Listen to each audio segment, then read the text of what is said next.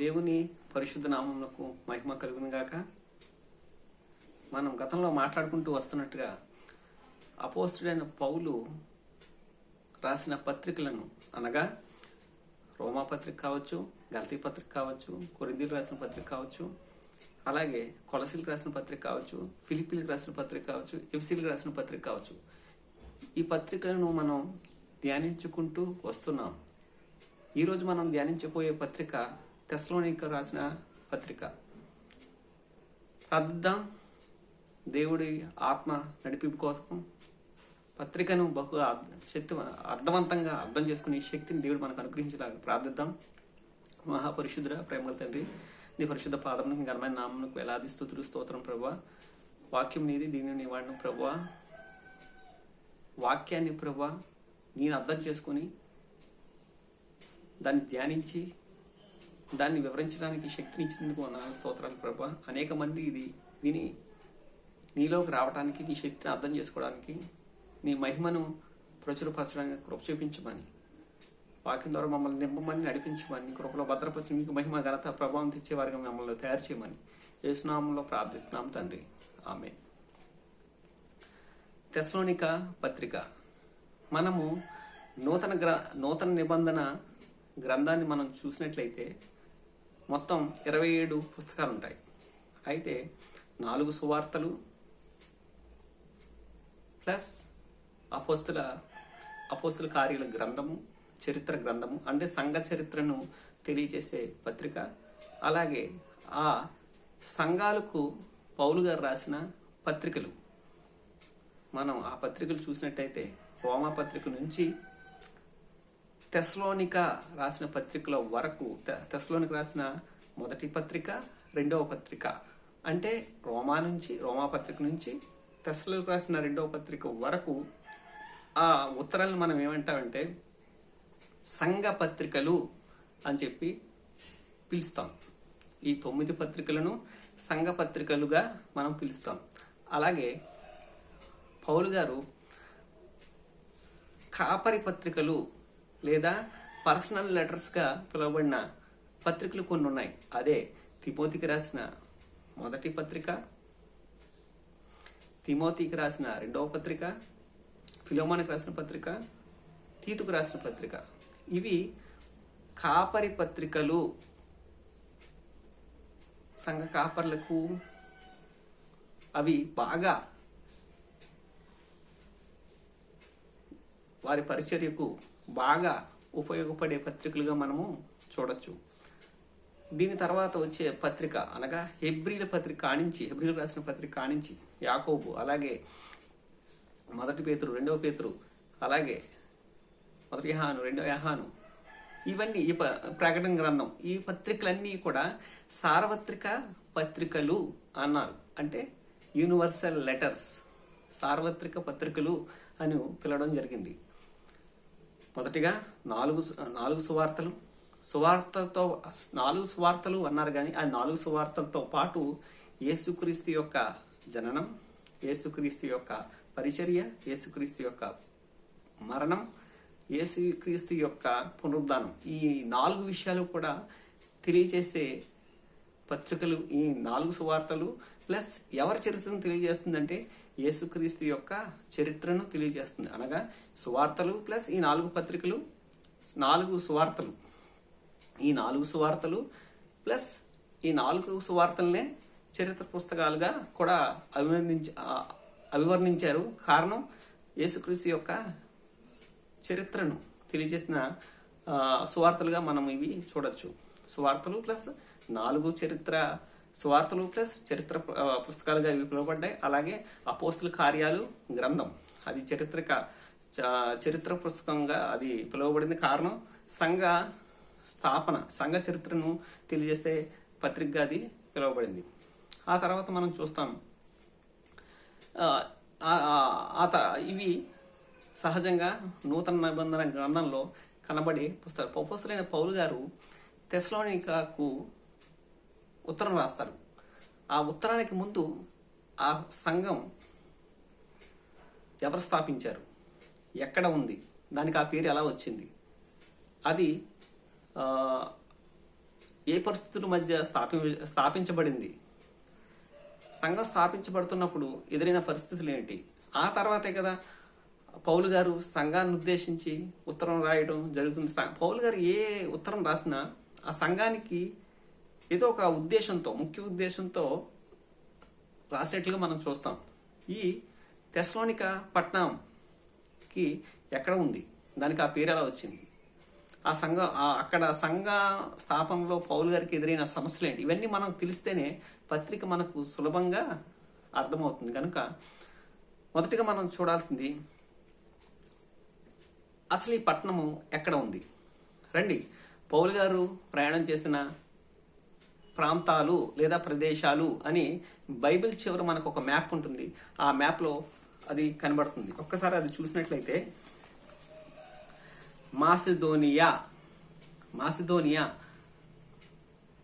దేశంలో ఫిలిప్పు ప్రధానమైన పట్టణంగా, తెస్సలోనికా కూడా ప్రధానమైన పట్టణంగా, దాని కింద బెరయా అని కనిపిస్తుందా? ఎస్, ఉంది. ఈ ఫిలిప్పు పట్టణం పైనుంటే బెరయా దీనికి పడమర వైపుగా, కొంచెం పడమర వైపుగా ఉన్నట్టుగా మనకు కనిపిస్తుంది. ఓకేనా? ఇది ఎక్కడ ఉంది భౌగోళికంగా అంటే మాసిదోనియా దేశంలో ఉన్నది. మాసిదోనియా దేశంలో ఉన్నది. ఇది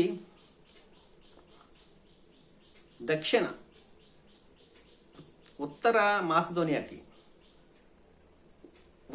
అంటే నార్త్ ఉత్తర మాసిదోనియాకి ఫిలిప్పు ప్రధానమైన పట్టణంగా కనిపిస్తే, దక్షిణ మాసిదోనియాకి తెస్సలోనిక ప్రధానమైన పట్టణంగా మనకు కనిపిస్తుంది. ప్రధానమైన పట్టణం అంటే చాలా పెద్ద పట్టణము. దక్షిణ మాసిదోనియా దేశానికి, దక్షిణ ప్రాంతానికి ఇది ప్రాముఖ్యమైన పట్టణంగా ఈ తెస్సలోనిక పట్టణము ఉన్నది.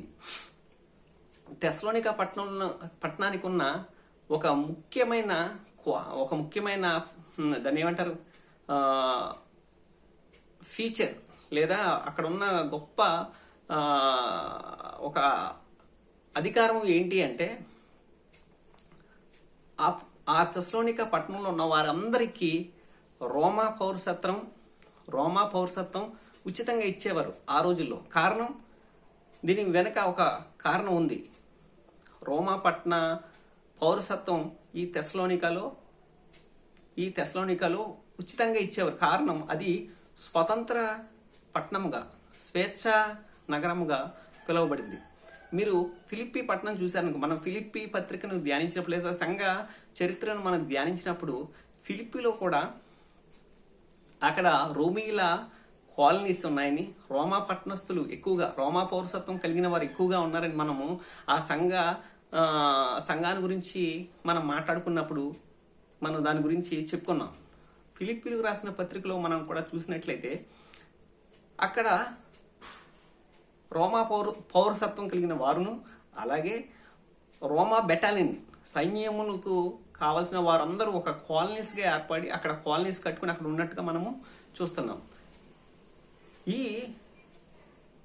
తెస్సలోనికలో కూడా రోమా పౌరసత్వం ఉచితంగా ఇవ్వడం గల కారణం, అక్కడ ఉన్న వారందరికీ మ్యాక్సిమం అందరూ కూడా రోమా పౌరసత్వం కలిగిన వారే.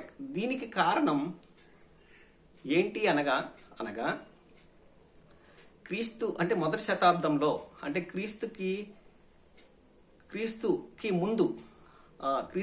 ముందు రోమా చక్రవర్తులైన జూలియర్ సీజర్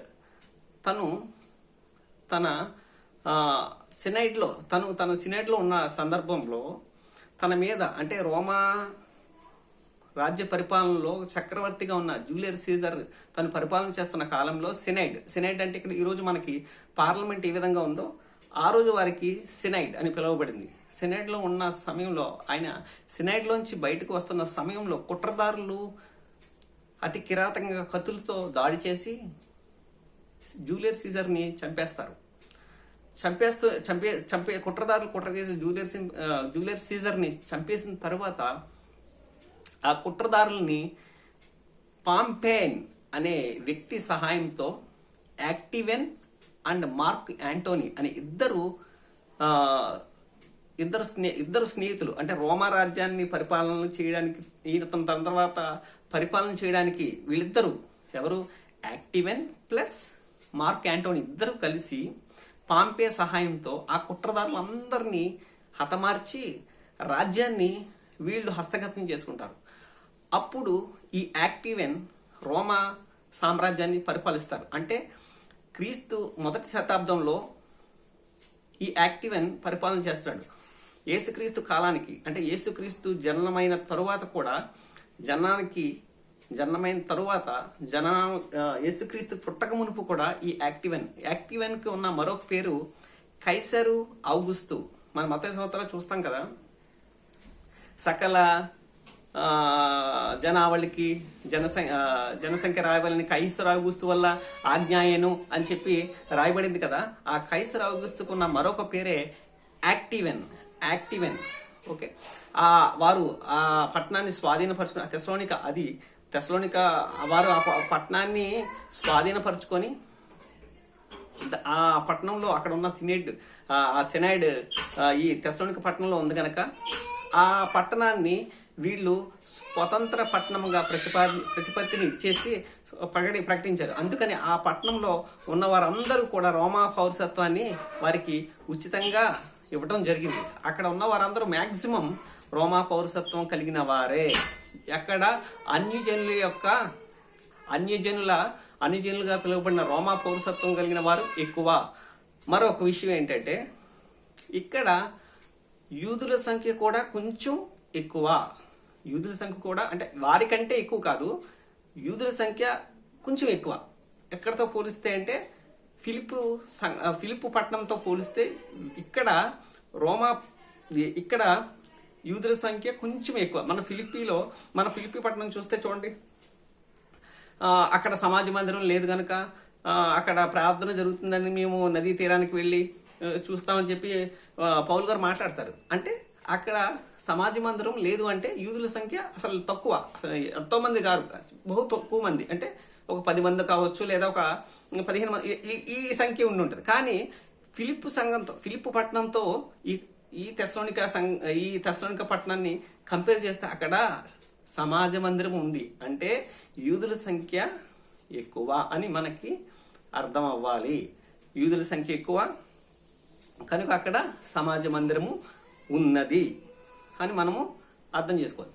అలాగే దీనికి పేరు ఎలా వచ్చింది అంటే, దీనికి రెండు విధాలుగా దీన్ని మనకి తెలుసుకుంటాము. ఒకటి ఏంటంటే, రోమా సామ్రాజ్యానికి ముందు ఉన్న సామ్రాజ్యం గ్రీకు సామ్రాజ్యం అలెగ్జాండర్ ది గ్రేట్. గ్రీకు సామ్రాజ్యం అలెగ్జాండర్ ది గ్రేట్ అనగానే క్రీస్తు పూర్వం 321 ఆ కాలంలో కదా అలెగ్జాండర్ గారు తన రాజ్యాన్ని హస్తగతం చేసుకుని క్రీస్తు పూర్వం 321 నుంచి 332 ఈ మధ్య కాలంలో ఆయన రాజుగా అతను రాజ్యాలన్నీ హస్తగత రాజుగా చక్రవర్తిగా చలామణి అవుతున్న కాలం అది. ఆ కాలంలో ఈ ఫిలిప్పు పట్టణానికి ఈ పట్టణానికి పేరు ఎలా వచ్చింది అంటే, అలెగ్జాండర్ తండ్రి గారి పేరు మీదుగా ఈ ఫిలిప్పు గారి పేరు మీదుగానే ఫిలిప్పు పట్టణానికి ఆ పేరు పెట్టడం జరిగింది. ఫిలిప్పు గారికి అలెగ్జాండర్తో పాటు తెస్సలోనిక అనే కుమార్తె ఉంది. ఫిలిప్ గారు ఒక పట్టణాన్ని కట్టించి, మాసిదోనియా దేశంలో ఒక పట్టణాన్ని కట్టించి దానికి తెస్సలోనిక అని పేరు పెట్టడం జరిగింది. ఆ తెస్సలోనిక ఎవరో కాదు, అలెగ్జాండర్ గారి సహోదరి, అనగా ఫిలిప్ గారి కుమార్తె. ఒకటి. రెండవదిగా, అలెగ్జాండర్ చనిపోయిన తర్వాత రాజ్యాన్ని 4 సైన్యాధిపతులు పరిపాలన చేస్తారు. 4 రాజులుగా డివైడ్ అయిపోయి వారు పరిపాలన సాగిస్తారు. అందులో ఒక రాజుగారి పేరు కసాండర్.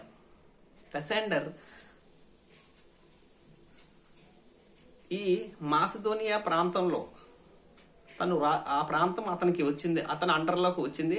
అతను దానికి రాజుగా పరిపాలన చేస్తున్న సమయంలో మరి అలెగ్జాండర్ చనిపోయిన తర్వాత కావచ్చు, లేకపోతే అలెగ్జాండర్ ముందే కావచ్చు, అలెగ్జాండర్ సహోదరిని అనగా తెస్సలోనికాని తను పెళ్లి చేసుకొని తను పరిపాలన చేస్తున్న ఆ పట్టణానికి, ఆ దేశంలో అనగా ఆ మాసిదోనియా, దక్షిణ మాసిదోనియా పట్టణంలో ప్రదేశంలో ఉన్న ఈ పట్టణానికి తన భార్య పేరు తెస్సలోనికా అని ఆ పట్టణానికి ఈ కసాండర్ పేరు పెట్టినట్లుగా రెండవదిగా చెప్తారు. ఒకటి అలెగ్జాండర్ గారే పెట్టినట్టుగా, రెండవదిగా కసాండర్ గారు గ్రీకు సామ్రాజ్యాన్ని ఏలిన నలుగురు రాజుల్లో ఆయన ఒక్కరిగా ఉన్నారు కనుక ఆయన తన కుమార్తెను పెళ్లి చేసుకోవడం, తన భార్య పేరు మీదుగా ఆ పట్టణాన్ని కట్టించి దానికి పేరు పెట్టినట్టుగా మనం చూస్తాం. రెండవదిగా ఈ పట్టణము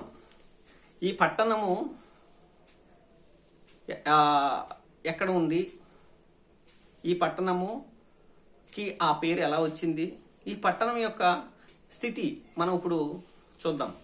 ఈ పట్టణము చాలా డెవలప్ అయిన పట్టణముగా, కారణము ఆ పట్టణంలో ఘనమైన స్త్రీలు, ప్రముఖులైన స్త్రీలు ఉన్నట్టుగా మనం చూస్తాం. ప్రముఖులైన స్త్రీలు ఎలా ఉన్నారంటే, అది వాళ్ళు వ్యాపారం చేస్తూ ప్రముఖులుగా ఉండొచ్చు, లేకపోతే రాజకీయవేత్తలుగా ప్రముఖులుగా ఉండొచ్చు, ధనవంతులుగా ప్రముఖులుగా ఉన్నవారు కావచ్చు. అక్కడ ఉన్న స్త్రీలు ప్రముఖులు అని చెప్పి మనం చూస్తాం, మనం చదివేటప్పుడు మనం చూస్తాం. అదొక కారణం. అయితే అక్కడ అతిపెద్ద నౌకా కేంద్రం అంటే షిప్ తయారీ, వాడ రేవు ఉన్నట్లుగా మనం చూస్తాం. అంతేకాకుండా అక్కడున్న భూప్రదేశం చాలా సారవంతమైన భూమి కనుక అక్కడ పంటలు కావచ్చు, పచ్చిక ఎక్కువగా ఉండటం వల్ల, అక్కడ సమృద్ధి ఎక్కువగా ఉండటం వల్ల అది బాగా డెవలప్ అయిన పట్టణంగా మనం చూస్తాం. అంతేకాకుండా అందమైన పర్వతాలు, అందమైన లోయలు, అలాగే నదులతో కూడిన ప్రాంతంగా అది చాలా ఎక్కువగా డెవలప్మెంట్ త్వరితముగా అక్కడున్న ప్రదేశంలోనే ఇది చాలా వెల్ డెవలప్డ్ పట్టణముగా, అతిపెద్ద పట్టణముగా, అంటే సౌత్ మాసిదోనియాలో ఇది పెద్ద పట్టణముగా మనము తెలుసుకోవాలి. ఇది పెద్ద పట్టణము, బాగా వెల్ డెవలప్డ్ అయిన పట్టణముగా ఇది ఉన్నది. మరి పౌలు గారు ఈ పట్టణానికి ఎప్పుడు వెళ్ళారు? క్రీస్తుకు పూర్వమా, క్రీస్తు శకమా? క్రీస్తు శకం 51లో పౌలు గారు తెస్సలోనికా పట్టణానికి వెళ్తారు. మొదటగా పౌలు గారు ఇప్పుడు మొదటగా వెళ్ళింది ఫిలిప్పీ కదండి? అవునండి, ఫిలిప్పీకే వెళ్ళారు. పౌలు గారు సెకండ్ జర్నీలో ప్రధానంగా శీలను తన శిష్యుడిగా ఏర్పరచుకొని పౌలు గారు, శీల, తిమోతి వీరితో పాటు లూకా గారు కూడా సెకండ్ జర్నీలో మనకు కనిపిస్తారు. ప్రధానంగా వీళ్ళు నలుగురు కూడా ఫిలిప్పులో అడుగు పెడతారు. ఫిలిప్పులో ఫస్ట్ వచ్చిన తర్వాత లూకా గారు ఫిలిప్పులోనే ఆగిపోతారు. ఫిలిప్పులోనే ఆగిపోయిన తరువాత వీరు ముందుకు కొనసాగుతారు. వీరు తెస్సలోనికకు వెళ్తారు. అంతే. మనం ఈ విషయాన్ని మనము అపోస్తల కార్యాల గ్రంథంలో 16వ అధ్యాయంలో మనం చూడొచ్చు. పౌలు గారు ఈ సంఘంలోకి ఈ పట్టణంలోకి అడుగు పెట్టే సమయానికి ఆ పట్టణము యొక్క పరిస్థితులు ఏ విధంగా ఉన్నాయో మనం చూసాం. మొదటగా ఆయన ఫిలిప్పులోకి అడుగు పెట్టారు. ఫిలిప్పులోకి అడుగు పెట్టగానే అక్కడ సమాజ మందిరం లేదు, యూదుల సంఖ్య తక్కువ. అక్కడ వాక్య పరిచర్య చేసి అక్కడ అనేక మందిని మార్చారు, అనేక మందిని యేసే క్రీస్తుని ఒప్పింపచేశారు. అలాగే పౌలు గారు అక్కడ వాక్య పరిచర్య చేసిన తర్వాత అక్కడి నుంచి ఎవరెవరు వస్తారు అంటే పౌలు గారు, శీల, తిమోతి ఈ ముగ్గురు తెస్సలోనికాలోకి అడుగు పెడతారు. లూకా గారు ఫిలిప్పులో ఆగిపోతారు. వీరు తెస్సలోనికాకు వస్తారు. మనం చూస్తే ఆ పట్టణంలో ఏ పట్టణంలో? తెస్సలోనికలో యూదుల సంఖ్య ఎక్కువ. దీంతో పోలిస్తే ఫిలిప్పు పట్టణంతో పోలిస్తే అక్కడ తెస్సలోనికలో యూదుల సంఖ్య ఎక్కువ. కనుకే అక్కడ సమాజ మందిరము ఉంది. సమాజ మందిరంలోకి వెళ్ళి వాళ్ళు వాక్యాన్ని ప్రకటిస్తారు. ఇప్పుడు మనము తెస్సలోనిక పట్టణంలో పౌలు గారు అడుగు పెట్టారు. రండి మనం కూడా పౌలు గారు పరిచర్యను చూద్దాం, మనం కూడా వెళ్దాం రండి. అపోస్తుల కార్యాలు 17వ అధ్యాయం మనం చూసినట్లయితే వారు అంటే వారు, ఈ గ్రంథకర్త వారు అని ప్రస్తావిస్తున్నాడంటే ఎవరెవరని? పౌలు, శీల, తిమోతి. పౌలు, తిమోతి, శీల, ఈ ముగ్గురు అడుగు పెట్టారు కాబట్టి వారు అన్నారు. అదే అపోస్తల కార్యాలు 16వ అధ్యాయము 16వ వచనం మనం చూసినట్లయితే మేము అన్నారు. మేము ప్రార్థనా స్థలమునకు వెళ్చుండగా,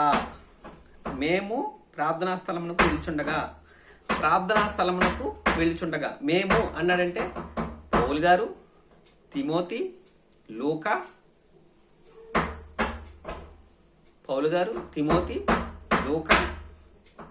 శీల, ఈ నలుగురు కలిసి అక్కడ పరిచర్య చేసినట్లుగా అన్నాడు.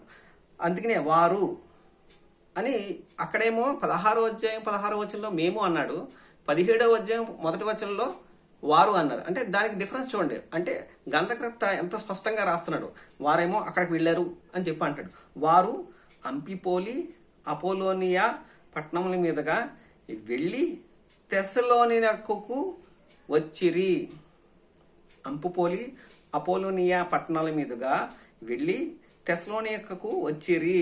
అక్కడ చూసారా ఎంత స్పష్టంగా ఉందో. అక్కడ అంటే అక్కడ అంటే మరి లూకా గారు రాలేదా అంటే లూకా గారు అక్కడ ఆగిపోయారు. అక్కడ యూదుల సమాజ మందిరం ఒకటి ఉండెను. అక్కడ యూదుల సమాజ మందిరం ఉంది అంటే యూదుల సంఖ్య ఎక్కువ గనక వారు ఆ రోజుల్లో వారు ప్రార్థన చేసుకోవడానికి ఒక స్థలాన్ని ఏర్పరచుకొని ప్రతి విశ్రాంతి దినమున అనగా ప్రతి శనివారం అక్కడ వారు కూడుకుంటూ వారు ప్రార్థన చేస్తూ ఆరాధిస్తూ ఉండేవారు దేవుణ్ణి. దాన్నే వారు సమాజ మందిరము, సమాజంగా కూడే మందిరముగా వారు పిలువబడింది. అక్కడ సమాజ మందిరం ఒకటి ఉండేను కనుక పౌలు తన వాడుకు చొప్పున సమాజ మందిరపు వారి వద్దకు వెళ్ళి క్రీస్తు శ్రమపడి మృతుల్లో నుండి లేచుట ఆవశ్యకమనియు నేను మీకు ప్రచురము చేయు యేసే క్రీస్తై ఉన్నాడని లేఖనంలో నుండి దృష్టాంతములు ఎత్తి విప్పి చెప్పుచు వారితో 3 విశ్రాంతి దినములు తర్కించుచూ ఉన్నాడు. పౌలు గారు వెళ్ళిపోయారు. పౌలు గారు మీరు ఎప్పుడు వాక్య విధానం చూసినా ఎప్పుడు కూడా ఆయన డైరెక్ట్గా సమాజ మందిరానికి వెళ్తారు. యేసే క్రీస్తు అయి ఉన్నాడని చెప్పి వారితో చెప్తున్నాడు. చూడండి ఎంత స్పష్టంగా పౌలు గారు చెప్తున్నాడు. తన వాడుక చెప్పున ఎప్పుడు తనకున్న అలవాటు ఏంటంటే సమాజ మందిరం ఉంది అంటే అక్కడ యూదుల సంఖ్య ఎక్కువ. యూదులు పౌలు గారు కూడా యూదుడే, పరిశ్రయుల సంతానానికి చెందినవాడే, బెన్యామీను గోత్రం వాడే. గమానియేలు దగ్గర తను ధర్మశాస్త్రాన్ని నేర్చుకొని ధర్మశాస్త్రాన్ని అవపోసం పట్టిన వ్యక్తే. దేవుని యందు ఆసక్తి కలిగిన వ్యక్తి, ధర్మశాస్త్రం పట్ల నిష్ఠ కలిగిన వ్యక్తిగా పౌలు గారు ఉన్నారు. అందుకని ఆయన మత ఉద్ధరణ కోసం, మతాన్ని బ్రతికించాలనే సంఘాన్ని హింస చేయడానికి బయలుదేరినట్టుగా మనం అపోస్తల కార్యాల్లో మనం చూడొచ్చు. ఆయన ధర్మశాస్త్రాన్ని బాగుగా అర్థం చేసుకొని ధర్మశాస్త్రంలో ఒక రకంగా చెప్పాలంటే పండితుడు అని మనం చెప్పొచ్చు.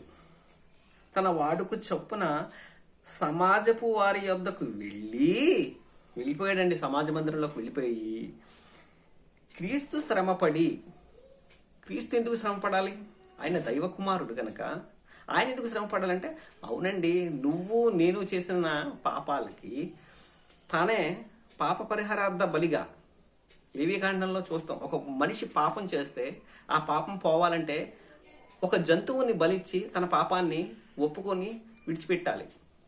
కానీ విడిచిపెట్టేసే మనిషి ఆ పాపాన్ని మళ్ళీ చేసి బలును అర్పించడం జరుగుతూ ఉంది. కానీ యేసుక్రీస్తు అలాగా దాన్ని రద్దు చేస్తూ, యేసుక్రీస్తుని ఎవరైతే విశ్వసించి ఎవరైతే తన సొంత రక్షకునిగా అంగీకరిస్తారో వారు తన కుమారులు అవటానికి, వారి పాపాన్ని విడిచిపెట్టి ఆ పాపం నుంచి మళ్లింపబడడానికి, క్రీస్తు అనుగ్రహించే రక్షణ పొందుకోవడానికి, సొంత రక్షకునిగా అంగీకరించే మనసు ఎవరికైతే ఉందో వారందరూ కూడా దేవుని కుమారులు అవ్వడానికి, దేవుని రాజ్య వారసులు అవ్వడానికి క్రీస్తు మన కొరకు ఆయన పాప పరిహారార్థ బలిగా, ప్రాయశ్చిత్త బలిగా తానే రిక్తునిగా చేసేసుకొని ఆయన దైవ మానవుడిగా ఉండి ఆయన కన్య అయిన మరియ ద్వారా ఈ లోకానికి పరిశుద్ధాత్మ ద్వారా వచ్చి నిన్ను నన్ను రక్షించడానికి తన ప్రాణాన్ని సిలువ మాను మీద నీ కొరకు నా కొరకు పెట్టని కారణం, తను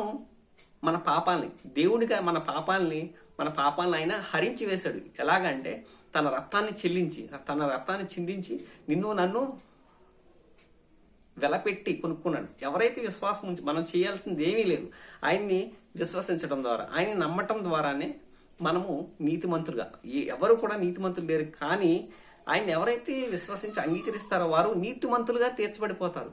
కారణం ఆయన అన్నీ చేశాడు, అది మన వల్ల కాదు, ఆయన అది చేసి పెట్టాడు.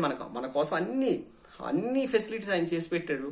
మనం చేయాల్సింది ఒకటే, ఆయన్ని ఎంతో విశ్వాసం ఉంచి ఆయన పరలోక రాజ్య వారసులు అవడానికి మనము ఆయన చెప్పిన, ఇదిగో బైబిల్లో రాయించిన ఆయన మాటల ప్రకారం జీవించగలిగితే, మనం చనిపోయిన తర్వాత ఆయన ఏ విధంగా చనిపోయి తిరిగి లేచారో ఆయన్ని విశ్వసించిన మనం కూడా ఆయనతో పాటు యుగాలు ఆ పరలోక రాజ్యంలో ఆయన సన్నిధిలో పరిశుద్ధులతో పాటు ఆయన మహిమలో, నిత్య మహిమలో మనం ఉంటాము అనేదే ఈ సారాంశం. అదే పౌలు గారు ఇక్కడ చెప్తున్నాడు, క్రీస్తు శ్రమపడి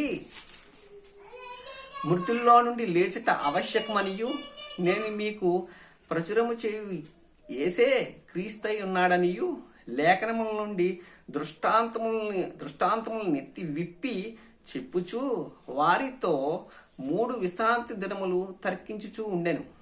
యూదులకు బాగా తెలుసండి విశ్రాంతి దినములు, 3 విశ్రాంతి దినములు అని ఉంది చూసారా, 3 విశ్రాంతి దినములు. ఫుట్ నోట్లో మీకు చూసారా, 3 వారాలు అంటే పౌలు గారు ఈ తెస్సలోనిక పట్టణంలో ఎన్ని రోజులు ఉన్నారు అంటే 3 వారాలు ఉన్నారండి.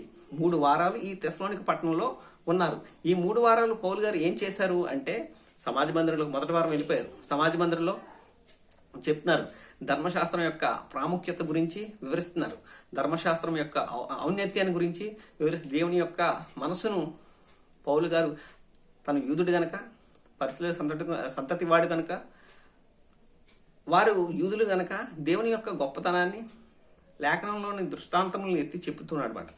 రెండో వారం ఏం జరిగి ఉండొచ్చు? రెండో వారంలో ఒక మెస్సయ్య వస్తాడు. ఆయన ప్రవక్తలు చెప్పినట్లుగా, కీర్తన గ్రంథంలో చెప్పినట్లుగా, ప్రవక్తల గ్రంథాల్లో అందరూ చెప్పిన దాన్ని బట్టి మెస్సయ్య వచ్చాడు. ఆయనే ప్రభువైన యేసుక్రీస్తు అని చెప్తూ, మనకు ముందున్నవారు, మన యూదులు ఆయన్ని ఇష్టం వచ్చినగా చేసి ఆయన్ని చంపేసి ఆయన్ని మరణశిక్ష విధించి ఆయన్ని భూస్థాపనం చేసేశారు. కానీ ఆయన దేవుడు కనుక, ఆయన్ని బంధించడం అసాధ్యం కనుక ఆయన 3వ దినాన్ని తిరిగి లేచిన ఆయన అనేక మందికి 40 దినాలు కనబడుతూ ఆయన పరిచర్యని మాకు అప్పచెప్పాడని చెప్పి పౌలు గారు వారందరికీ చెప్తున్నాడండి. లేఖనంలో ఉన్న దృష్టాంతములన్నిటినీ వెతికి, మన కీర్తన గ్రంథంలో కావచ్చు, యెషయా గ్రంథం కావచ్చు, అలాగే ప్రవక్త గ్రంథాల్లో అన్ని లేఖనాలను, నాలాంటి ప్రవక్తను మీ కొరకు నేను పుట్టిస్తానని చెప్పి మోషేతో చెప్తాడు కదా, ఆ వాక్యాలు అవన్నీ కూడా విషదపరుస్తూ చక్కగా లేఖనాలను విప్పి చెప్తూ ఉంటే యూదులకి వచ్చేసిందండి. ఇంకా స్టార్ట్ అయిపోయింది యూదుల్లో, ఇంకా కలవరం, ఒక మత్సరం, ఇవన్నీ స్టార్ట్ అయిపోయింది. చూద్దాం. వారితో ఏం చేస్తున్నాడంట, ఈ దృష్టాంతములను విప్పి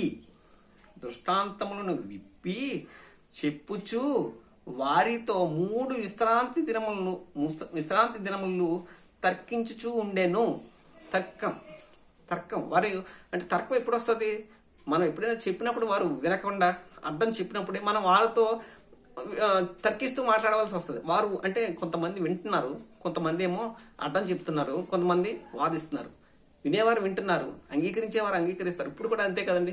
మీరు సువార్తని చెప్పండి, మీరు దేవుని మాటలు మంచి మాటలు చెప్పండి. విశ్వసించేవారు ఒక పక్క విశ్వసిస్తూ ఉంటారు, వ్యతిరేకించేవారు వ్యతిరేకిస్తూనే ఉంటారు, గొడవకు దిగేవారు గొడవ దిగుతూ ఉంటారు, కొట్టేవారు మాత్రం కొట్టేస్తూనే ఉంటారు. చంపేవాళ్ళు కూడా ఉన్నారండి. సువార్త చెప్తున్నందుకు చంపేసిన వాళ్ళు కూడా ఉన్నారు ఎన్నో.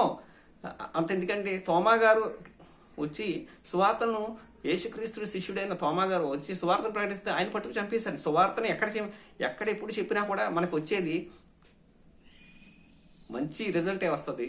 దాంతోపాటు సైతాన్ కామ్గా ఉంటుంది కదా, వాడు పని వాడు చేస్తూనే ఉంటాడు కనుక అనేక మందికి హింస కలుగుతుంది. ఈ రోజుల్లో కూడా మీరు ఏ న్యూస్ ఛానల్లో చూడండి, లేదా ఏ సోషల్ మీడియాలో చూడండి, ఏ సోషల్ మీడియాలో చూసినా, ఏ ఛానల్లో చూసినా క్రైస్తవుల మీద దాడి జరుగుతూ ఉంటారు. కారణం వీరు ఏమంటారు కదా, వాళ్ళు ఏమని చెప్పినా వీరు ఏమన్నారు, క్రీస్తు మార్గంలో నడుస్తూ ఆయన ఆత్మఫలంలో ఒకటైనా అదే క్రీస్తుల ఇతర మతాల్లాగా వీరు కూడా అల్లర్లు చేసి బాంబులు పెట్టి చంపేసి ఇలా ఏం కత్తులతో పొడిచి ఇలా ఏమీ లేదు కదా. క్రీస్తు ఏం చెప్పిన, మీ సహనము సకల లోకమునకు శాశాక్తమం అవ్వాలి. మీరు కనిపించాలి, మీ సహనము ఇతరులకు కనిపించాలి, మీ సహనము ఇతరులకు తెలియజేయడం అన్నాడు. మీ సహనం, ఓర్పుని, దీర్ఘశాంతంని. గాంధీ గారు కూడా ఈ లేఖనం, దేవుడు చెప్పిన, యేసుక్రీస్తు చెప్పిన ఈ లేఖనాన్ని అనుసరించే మనకి స్వాతంత్రాన్ని తెచ్చినట్టుగా మనం చూస్తాం. ఒక చెంప మీద కొడితే ఇంకొక చెంప చూపించండి అని చెప్పి గాంధీ గారికి ఎలా వచ్చింది ఆ మాట, ఎలా వచ్చిందంటే ఇదిగో ఈ బైబిల్ గ్రంథాన్ని చదువుతూనే దుష్టులు ప్రేమిస్తారు. దుష్టులు మంచివారిని దుష్టుడిని మంచివారిని ప్రేమిస్తారు. మంచివారు దుష్టులను ప్రేమించరు. దానివల్ల లాభం ఏముంది? మంచివారిని ప్రేమిస్తారు, కానీ దుష్టులు కూడా మంచివారు ప్రేమించగలిగితే, మంచివారు దుష్టులను కూడా ప్రేమించగలిగితే వారు మారిపోతారు, వారు పరివర్తన చెందుతారు. ఇవన్నీ కూడా గాంధీ గారు అడాప్ట్ చేసుకొని స్వాతంత్రానికి తేవడంలో కూడా ఈ బైబిల్ వాక్యాలని పట్టుకొని స్వాతంత్రాన్ని తెచ్చినట్టుగా మనం చదువుకుంటాం, చరిత్రలో మనం చదువుకుంటాం. గాంధీ గారే అన్నారు. అలాగే ఇప్పుడు వారితో ఇక్కడ మనం చూద్దాం, అపోస్తుల కార్యాలు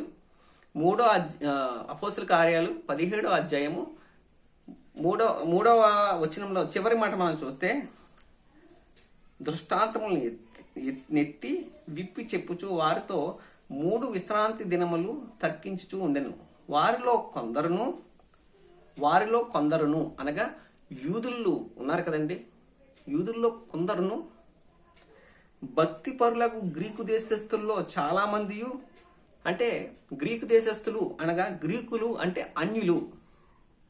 అక్కడ ఆ రోజు ఉన్న తెస్సలోనికలో ఉన్న ఈ అన్యులకి రోమా పౌరసత్వం ఉంది. భక్తి పరులైన గ్రీకు దేశస్థుల్లో